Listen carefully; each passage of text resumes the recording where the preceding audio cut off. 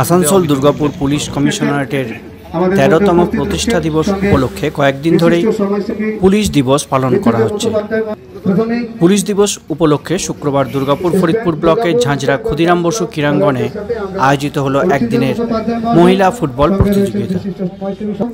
লাউদহ ফরিদপুর থানা এবং পাণ্ডবেশ্বর থানা যৌথ উদ্যোগে হচ্ছে এই খেলায় মোট 4টি দল অংশগ্রহণ করেছে।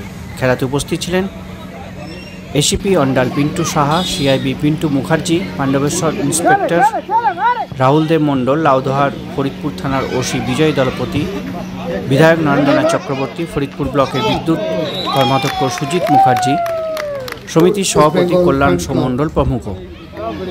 চূড়ান্ত পর্যায়ের খেলায় মুখোমুখি দুর্গাপুর ইস্টবেঙ্গল ফ্যান্স ক্লাব এবং গৌরবাজার মহিলা ফুটবল দল।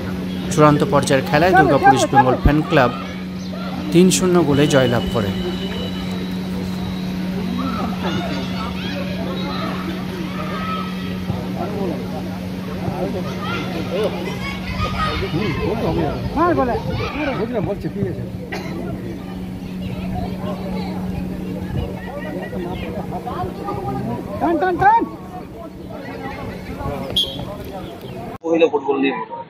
হ্যাঁ, আজকে এখানে